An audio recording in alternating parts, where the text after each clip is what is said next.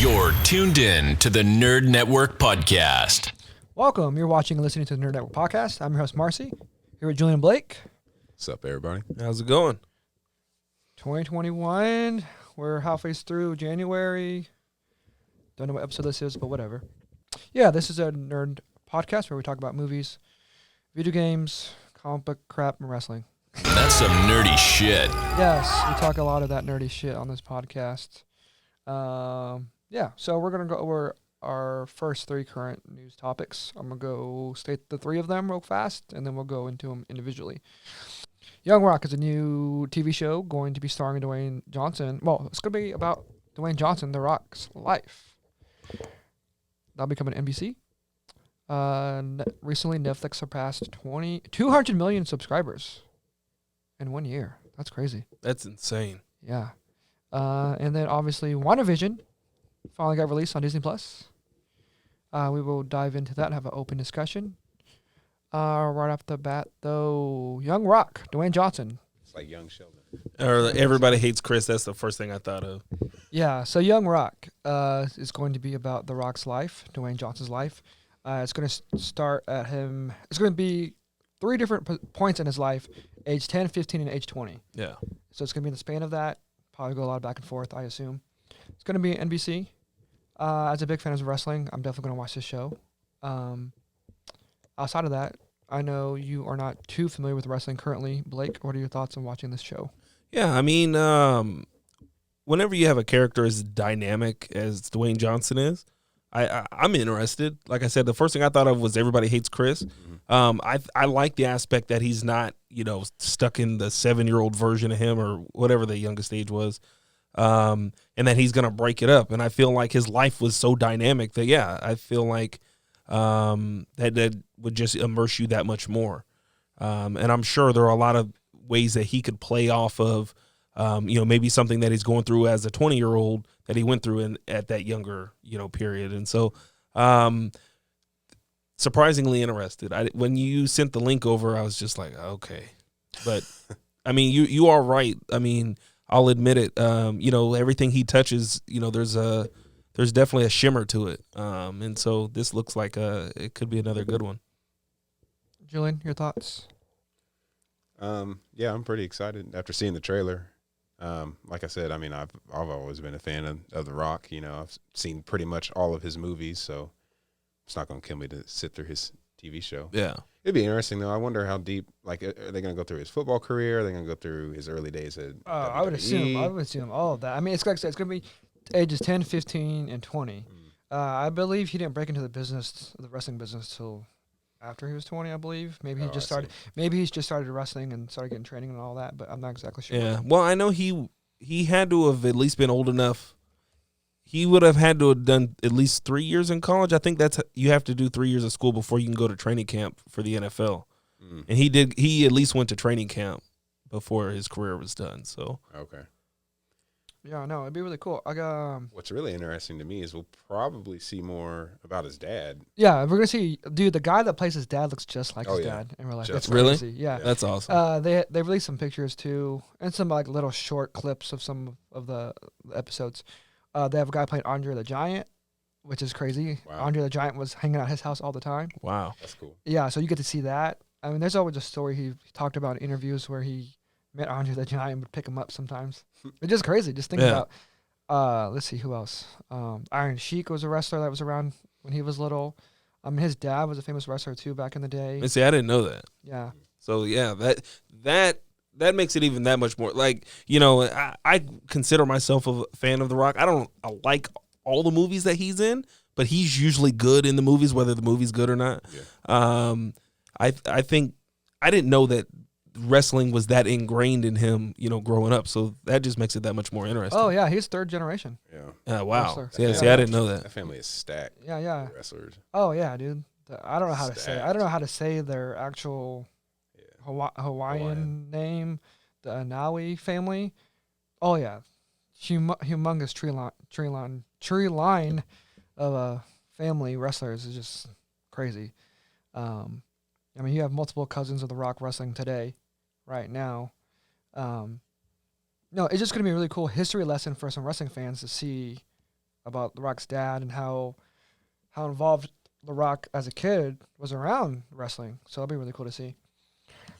And then see his football career. People don't really too much know about that. Yeah. I mean, I barely know some of it. I mean, he went to go play for the Miami I think in so. college. Yeah. Yeah. And then I don't know if he ever made it to the NFL. He made it to training camp. Maybe I don't know. with the Bucks. I don't know. We'll find in out. Minnesota. But it's funny because little pieces every couple of years come out about it, those experiences. Like Warren Sapp just did an interview where he talked, I think it was at the University of Miami. Warren Sapp is a multi-pro bowler, and he won a Super Bowl as a defensive tackle. And he talks about how he met him in training camp, and he told him like, hey, I'm going to take your job. And so they talked about how they kind of butted heads, and there was a real big and so that's crazy because, Warren Sapp was a guy that I watched growing up and kind of idolized. He was, kind of a big shit talker and stuff like that. So it's kind of cool to see these intersecting lives and all that. And I think that kind of sounds like what the show might go for a little bit. So that's cool. No, it'd be really interesting to see a young Rock, see what he was like back then. He's going to be really hands-on with the show, so that's going to be really cool. Another reason to get the Peacock app. It's on Peacock? Well, that's NBC, right? Oh, wow. Yeah. Wow. Yeah. Dang. So All right, look, man, it took you like 6 months to get me on HBO Max. Slow down. I'm just saying, this show will come out sometime. Oh, shoot. Yeah, Young Rock will premiere February 16th on NBC. So I'm assuming it's going to be on the Peacock app after they release each episode. That's usually what they're going to do with their current lineup. So, yeah, I'll definitely be watching that. I'm excited. Topic number 2, Netflix surpasses 200 million subscribers. That happened in 2020. 2020, they added over 37 million paid memberships. Let's see here. Achieved 25 billion in annual revenue in December. That's crazy. I think that's obviously because of COVID. Are they still reporting losses, though, on their quarterly? Dude, yeah, man. They're so behind, man. Netflix is so much under money right now. I can only imagine how much money they spent. Well, I mean, they're going to be like Amazon. Like, they're never going to actually show profit because then you got to pay taxes. So they'll always be expanding and be behind and be all those things. Now, little do people know, Netflix has, let's see here, since 2011, Netflix has raised $15 billion in debt to help pay for their content. The company said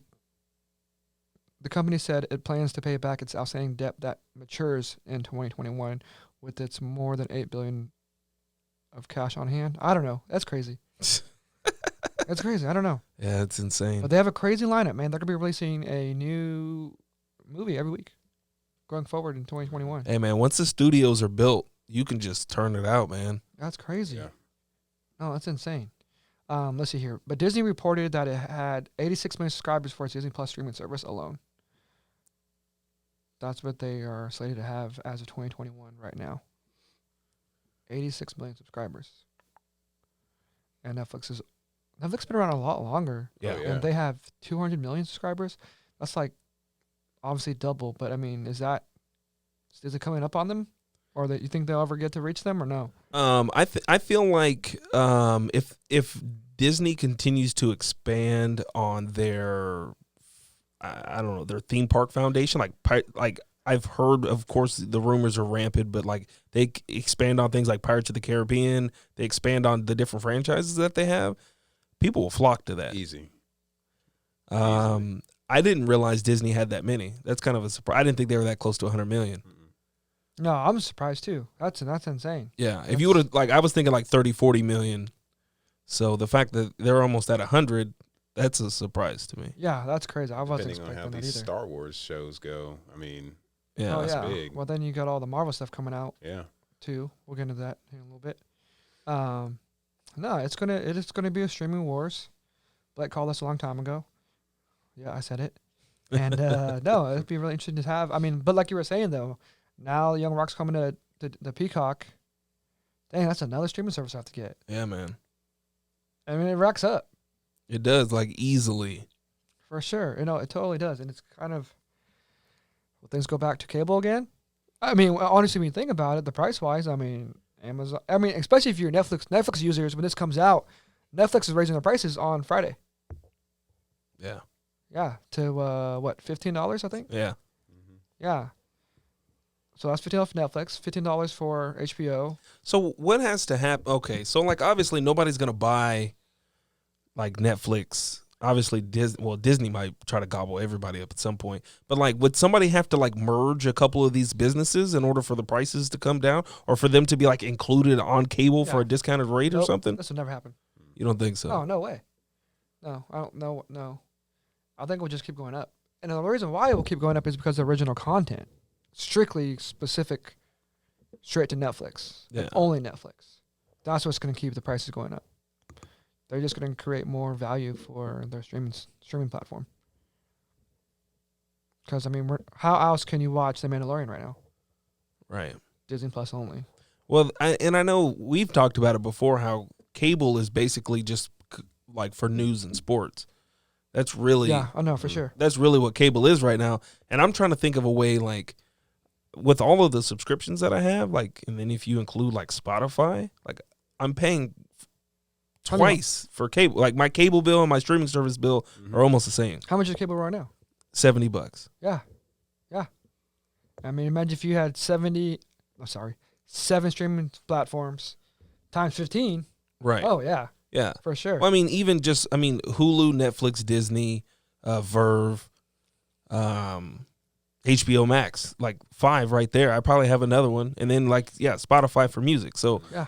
No, that's crazy. it's Oh man. Well, I suggest everyone else do the same thing that I do.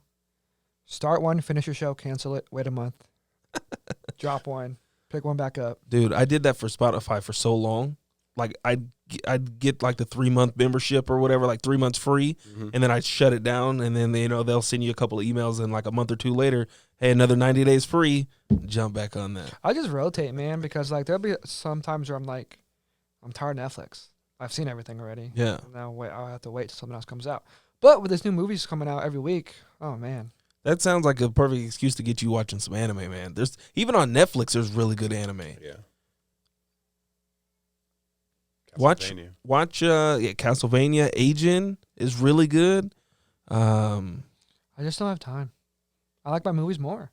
I'm always gonna like my movies and my shows more. I don't know why. I mean, and that's fair. I think if you get into a really gripping one, you'd surprise yourself. Well, I started Dragon Ball Z all over again. No, see, that's a horrible start. Oh my gosh. All right, the third topic of the evening, Wandavision. Finally got released. The first 2 episodes came out. Julian, your first thoughts? It's different. It wasn't what I thought it was going to be. Well, I mean, I guess it was kind of how I thought it was going to be based off the trailers, but Yeah, for sure. yeah, it's really weird in an interesting way. Oh, we're going to full on spoilers. You haven't watched it yet. That's okay. your fault. Yeah. So Sorry. Spoiler alert. The first 2 episodes, get on it. If you're not a true fan, you don't have Disney Plus, you're not watching it. Whatever, you're behind. But yeah, go ahead and spoilers, Julian. So the whole theme of WandaVision is set in like 50s sitcom TV shows. It's all black and white. If you've ever seen I Dream of Jeannie, I Love Lucy, Bewitched, all those, that's exactly like the tone of it.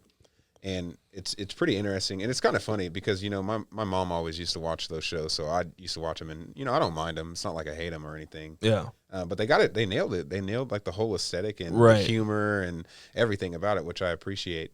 But it is very, very odd because throughout the episodes, very subtle weird things happen. Like they'll have like the static camera, but then they'll shift it up and do like a close-in and stuff, and you're just like, wait a second, you're breaking the immersion here. Right. What's going on? And then, of course, at the end of the episode, it pans out and you see that somebody's actually watching this show. So it really is, messes with the mind and everything as far as like what's going on. And that's kind of what Wanda's character is. She can create her own realities and stuff. Right. And so if you're familiar with the character, I mean, this isn't really anything new, but it is interesting to see how they're going to be able to take that concept and visualize it into an actual like show, and I think they're doing a pretty good job. But overall, I mean, it's still too early to tell, but I'm enjoying it. So this is the point in the show where me and Blake are actually on the same page for once. Oh, y'all Yeah. hate it? Oh. somebody go buy a lottery ticket. This I doesn't happen know. very often. No, Hey, it's I almost at 1 billion. I did not enjoy WandaVision. The reason why I don't like it, for one, is they did do a good job copying and doing homage to the 50s era of TV. Cool. That's cool. Good job. I give them A+ for that. But outside of that, I do not like the show. It's slow, boring. I can only imagine how kids saw the whole entire whatever movies of the MCU and they watch this show. They are totally lost as a kid. Whether it's supposed to be for us adults or not, I don't know. I don't know if I don't know what direction they're going in. Right. That kind of has me lost into where this is supposed to be. I'm not trying to be a smart fan and say I know WandaVision's character at all. I can only go off of what they showed us in the movies, and that's what I'm basing it off of. And unfortunately, I don't know enough to know what's happening with this show. They haven't explained anything, if it's connected to the recent timeline after Endgame. Was Endgame last movie, right? Mm-hmm. Yeah. I don't know if this is connected to that at all. I have no idea what that. That's where it has me lost. Blake. Yeah, man. I feel like, we were kind of, I've praised Disney before and their approach in dropping, 1 or 2 episodes at a time. They give you the first 2 and then they kind of drag it out, or the first 3, and then do a week by week thing. I feel like these episodes don't give enough. Like it wasn't interesting enough. The little tidbits that they gave you didn't okay, something big's going on. I watched the show with my daughter and I was like, I felt it would have been a little more cool if it was like that. If they would have showed a little bit more of a glitch in the Matrix. You know what I'm saying? I'm decently aware of what she can do. And so, manipulating reality and things like that, it just would have been cool if it wasn't, so perfectly seamless. Yeah. If there were, whether it be like deja vu moments or just something to show like everything isn't what it seems, because it's almost like they copied the 50s sitcom for me too well. Mm-hmm. Like, I kind of was wondering, like, when the first episode, she's, they don't know what the anniversary date's for, and she's trying to whip up a quick dinner, and I'm like, I mean, this is fine, but this isn't, what's the like point here? Yeah, like, what are we talking about? Yeah. I feel like maybe they should have either included more to grab me in these first 2 episodes or just drop the entire season. Mm-hmm. I know in the trailer that they show more, in more tidbits. I just feel like it should have like grabbed you. Mm-hmm. At least the first episode, maybe, okay, that's fine. But at the end of the second episode, it should have been like, gotcha. Yeah. Like a gotcha moment. Like, now you're gonna wait each week for this. Because when this comes out, was it Fridays they're dropping them? Is it Fridays? I would say so. Yeah, I mean, I might not watch it until Sunday when I got some thing. time. I'm not in a hurry. Like, the only thing I can compare it to, since the big show that came out on Disney Plus was Mandalorian. Yeah. That feeling that I got after watching Mandalorian, like, oh, I can't wait to watch the next one. Yeah. I don't get that feeling at all. Right. With WandaVision, and you're totally right. I they should have grabbed me, especially as someone who doesn't like Marvel as much. I gave it a chance. I'm like, oh, dang it. Yeah. Wasted 2 episodes. Yeah. Watch 2 episodes, something else. Yeah, I'm not sure why they decided to do 2 episodes and then make us wait for more. I mean, especially if it's such a different concept in terms of pacing or whatever. Right. They should have just dropped the whole series. That way people can watch it and know. I mean, like, I honestly had to look up some reviews for the episodes or whatever to find little, throwbacks to other movies. Right, and the Easter eggs and Easter stuff eggs like and that. stuff. Yeah. And, just from my own research or whatever, I mean, this WandaVision is going to set the stage for whatever phase Marvel's getting ready to get into. Because apparently this is going to tie into Doctor Strange's movie, and then I don't know if the little symbol or whatever that keeps showing up. Right. Which is sword. Yeah. Which I didn't even know. Like, I don't know how anybody would have known that unless you're like that. Yeah. Into the comic books. I never would have guessed that, but. Yeah, they're going to be like the next type of Shield agency or whatever, but for like the cosmic. Right. Yeah. That was there was Sword and Shield. I think that I mean, I get it because it is supposed to tie into a lot why they would want to drag it out, but for me it just wasn't enough. I asked my daughter who never watched, I Love Lucy and Genie and all these different ones. And she's like, I don't get it. Yeah. She's like the laugh tracks and stuff like that like us growing up in the late 80s, 90s, early 2000s, you saw shows. She doesn't see that. Like, she grew up on Netflix. She grew up on these things. And so, she's just like, it was okay. I kind of was multitasking during it. I don't want to shoot it down. Mm-hmm. I'm going to keep up with it. Mm-hmm. I'm not going to, like, get everybody together to watch it on Friday night like Mandalorian. But, I trust Marvel. I would imagine that they've thought this through, and so we'll see. Yeah. No, it'd be very interesting to see where this goes. I mean, I'm hoping there's a big reveal, obviously, that happens at the end of the show. I mean, we are only 2 episodes in, but as just a show in general, it didn't catch my attention too much. But I hope it plays out for them. Yeah. Go ahead. Sorry. No, I'm just saying, I'm hoping it plays out for them and just see where it goes. I'm really hoping, like, by this 3rd episode that they really just ramp it up. Yeah. Okay, we gave you 2 slow-paced ones. You're confused. Now let's get into it. Right. And that also works. I mean, I know we don't talk about anime a lot on here, but like if you guys are keeping up with Attack on Titan right now, this 4th season kind of went like that. The first couple episodes were slow, and then last week's episode was just incredible. Just like gave it all to you. So, I mean, all it takes is one good episode, and you'll re-engage. So it'll be interesting. Things are on color now. So I'm hoping that means the change of the pacing and the tone of the show will go a little bit cooler and quicker. She's mysteriously pregnant at the end of episode 2 or something. Yeah.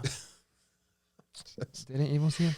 Listen, don't get me wrong. I had a lot of questions, and my number one question was, why is Vision there? Like, so like as far as like the time period and everything, but then again, you got to kind of take into consideration the ability that she has to warp her reality. Because this could be when she was snapped and wasn't alive, and still had to like go through the mourning loss of Vision, because Vision's dead right now in the MCU. Yeah, and taking that concept, I mean, with what her powers allow her to do, that could have been like a reactionary response to dying in a sense. She could have built that, and so it's very possible. What's gonna make me so mad is none of this is real, which obviously we know it's not real, right? But like that, this only like we can see 20 episodes worth of this, and it can only be like 5 seconds in real life. Right. That's gonna piss me off. Yeah.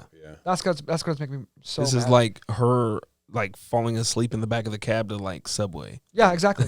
Yeah, all of this happened. That's something she I just don't. dozed off. Wanda, do you want a number 2 again? Oh, I'm sorry. You just hear someone honk the horn from behind her. And she's right. Yeah. Oh man, listeners, followers, let us know what you guys think about WandaVision. You guys love it or hate it? Let us know in the comments. Sorry about the spoilers, but you will get them from us every Wednesday/Thursday. And now, a message from our sponsor. We are selling product. Get your Nerd Network t-shirts and merchandise at TradePlusTees.com. You can check out some lovely artwork made by Julian here. And, check us out. Support us. $25 a shirt. Sounds like a lot, but it's not. It really isn't.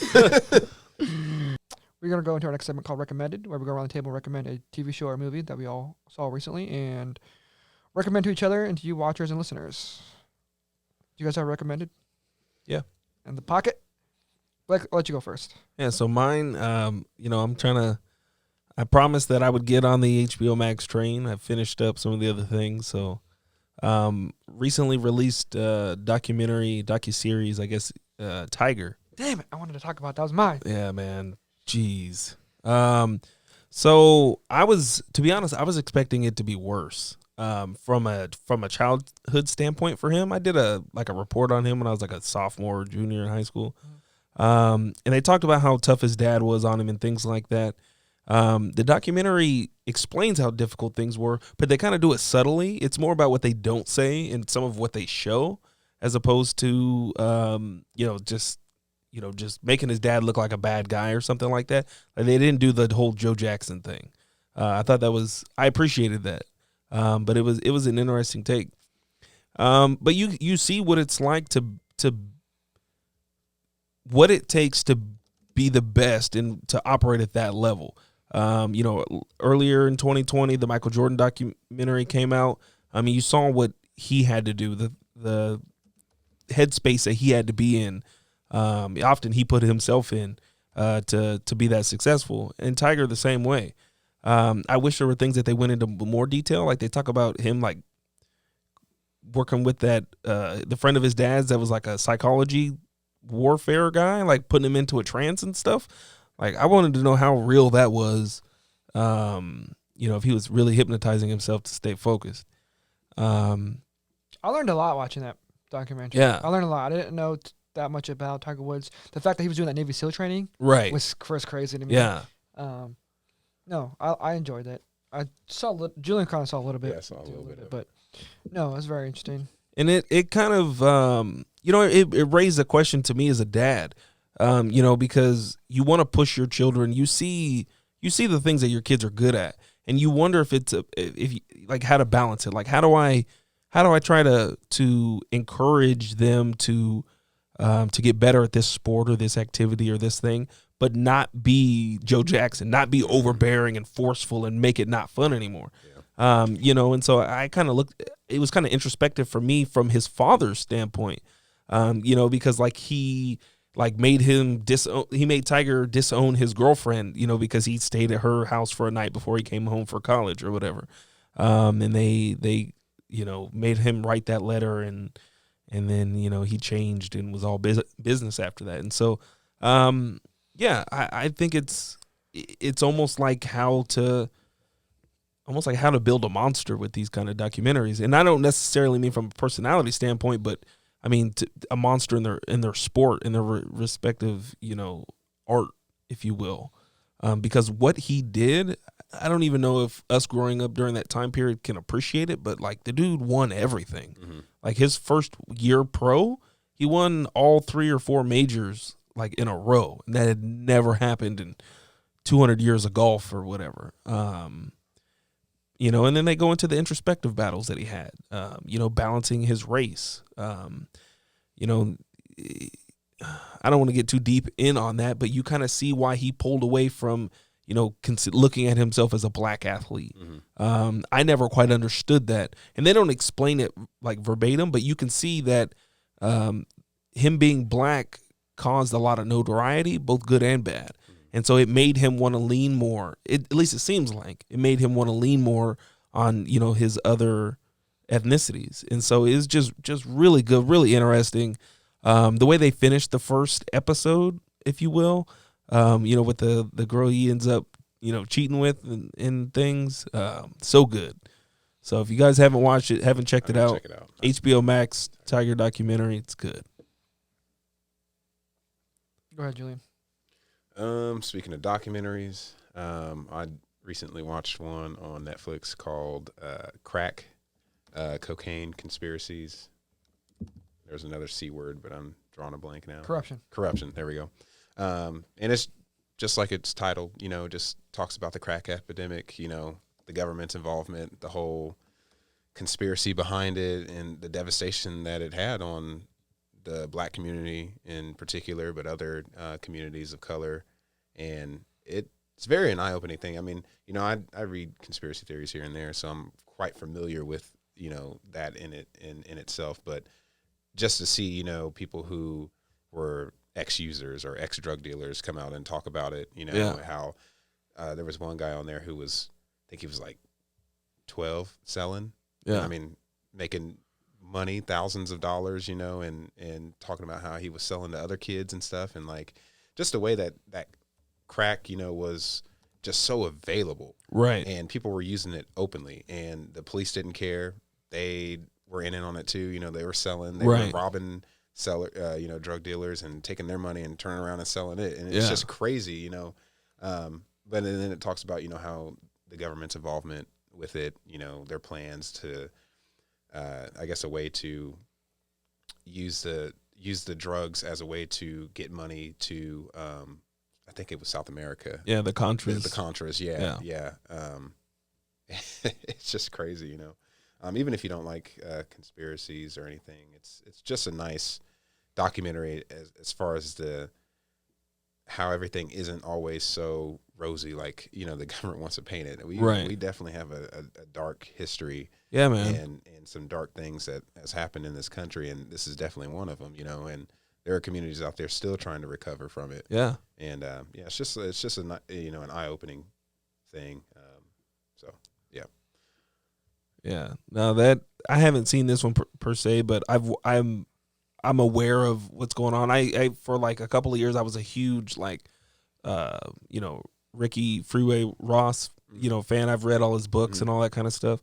And you're right, man. There's still communities. There's still families. I mean, it wasn't that long ago. Right, this is like a generation and a half ago. We're talking the 80s, 90s even. Yeah. So it's like, I mean, it was devastating, and it's I don't know. I don't want to get too deep on it, but just the fact that like the government's just like, yeah, I mean it happened, and there's like no sort of recovery effort or anything. In the media, propaganda, that just blew my mind. Yeah, they took, like, they were talking about crack babies and everything, and they didn't even, no research done whatsoever. They just wanted to put a narrative out there, and people ate it up. Yeah, and it's crazy, man. And then they started, talking about crack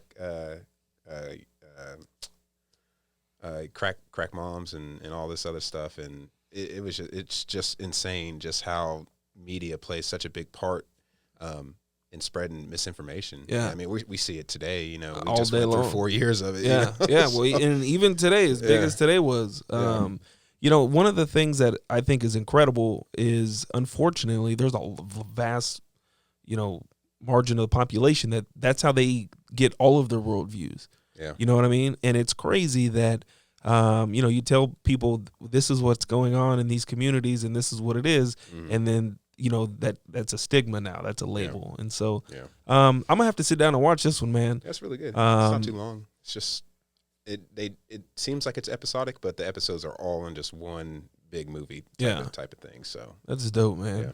No pun intended. Yeah. So check it out. All right. I think it was last week. Me and Julian saw One Night in Miami. Amazon original. It's based on a play, I believe. I'm pretty sure it's based on a play. I don't really remember, but I didn't realize it was a fake meeting. It's a fiction drama of this meeting of Malcolm X, Muhammad Ali, Jim Brown, and Sam Cooke. They all come together the day before Muhammad Ali decides to come out and say he's going to be a Muslim. It's the night before. That's all I can say without saying too much. Like, I mean, those are really amazing historical figures in that time frame. I mean, Muhammad Ali, Malcolm X, Jim Brown, Sam Cooke. I learned so much about Sam Cooke. I did not know. Yeah, he's like an unsung hero in history, dude. Man, as an African American at that time period, owning his masters is insane. Yep. Starting a record label, such a great singer in general. Like, that's what people think about. He's just a good singer, but they forget about his business stuff that he was handling his business. Jim Brown, do you know what team he played for? The Browns. Yeah. It's so funny because I've always knew Jim Brown, the actor, right? Not the football player. Yeah. I was telling Julian, I remember, hey, that name sounds familiar. Hey, that's the guy that was in Mars Attacks. Yeah, that's what everybody knows him from, man. Yeah. Yeah. Yeah, it was so funny. Man, but I mean, that's crazy. Man, whether this is a fictionalized movie and all of them hung out and had these conversations or not, there were real deep conversations that possibly could have happened between these four individuals. Yeah. And you learn so much about these characters in general, about the man, the human, outside their celebrity status, all on one night. It's just so good to see, and these actors portraying these characters all did a great job. A lot of them looked exactly who they're trying to play. Their performances I was kind of iffy on Muhammad Ali's actor, but besides that, so well done. The music's great. The storytelling's on point. I don't know. It was just a really good, feel-good movie that was deep also. I definitely recommend that. Check it out. It's on Amazon Prime. It's for free. And it's also in theaters right now. You can also watch it in theaters right now if a theater's open in your town. Support your local theaters. Yes, please do that. But yeah, that's what I'm recommended. Go check out Sam Cooke if you don't know who that is. If you're a big fan of music, go check that out. If you're a football fan. I'm excited to see this one. I know that the meeting is fictional, but these characters interacting like that I'm sure that pieces of this are real because for sure. I mean, there's like actual like press conferences where like Jim Brown, Muhammad Ali, a couple of other big athletes and other boxers like spoke out against the war in Vietnam and things like that. So I'm sure there's bits and pieces of this that are absolutely factual conversations that probably did happen. So I'm excited to see this one. No, definitely check it out. It's just so good. It's just really well done. The dialogue between all the characters, you could picture them saying that to each other. Yeah, and it's just so well done. It's just it's put together really good. And I mean, from a real world perspective, I mean, they were all really young when they were doing all this. Because Muhammad Ali was only 22. Yeah, 21, 22, yeah. something like that when he won the world heavyweight. Yeah. Oh my gosh. Crazy. Yeah, Jim Brown when it was in his early 20s, like, yeah. And he retired and said, "I'm gonna go be an actor now." Yeah. At the top of his football career. Yep. It's insane. And he was, oh my God, that's just crazy. I didn't know. Like I said, I knew the actor. I didn't know the football player. Oh, that scene, Julian. Can't come inside the house. Oh yeah. My gosh. That was that set the tone. Oh, it really did. Oh my gosh. Go check out that movie. Amazon Prime. Check it out. Feel good movie. You will come out feeling different after watching it. It was great. I'm gonna wrap this up real quick, but I also want to film something a little bit extra so I can release that later. Well, yeah. Thank you guys for being here. Listeners, followers, thank you for watching and listening. This is the Nerd Network Podcast. Make sure you follow us on Facebook, on Instagram. Please subscribe to us on YouTube. But that's going to end today's episode. Julian, Blake, you have anything y'all want to say before we get on out of here? Catch up on Attack on Titan because I'm going to be dropping, not spoilers, but I'm going to be posting a little bit more on the Facebook page. So that's what I plan on doing. Attack on Titan. So good. I mean, we're talking like it's. I mean, it was already up there, but it's like climbing the ranks of greatest anime of all time. Like, dude. Oh my God. Everybody that I know keeps talking about how amazing this last episode so good. was. I'm going to have to hop on the bandwagon. We'll see. I'm going to check that out. We'll see. I don't know. Well, the anime bandwagon, maybe. You don't want to just jump into season 4. You won't know what's going on. Yeah. Oh, okay. Yeah, you got to start from. All right. Episode 1. Should I watch it, guys? Let me know in the comments if I should watch Attack on Titan. Give Marcy a list of good starter anime. Maybe 1 or 2 seasons, nothing that he's going to have to reprogram his mind. I'll try to watch one a month. Go from there. We'll see. Dubbed versions because he doesn't like to read. And you're not a sub guy? I don't mind it. But I'm saying I'm doing so much. Right. And usually when I'm watching stuff, I'm on my laptop working. So I can't just... Yeah. Just learn Japanese. It's not that hard. Oh, my God. All right, we're out of here. Please subscribe to our podcast. Peace out. Bye. See you.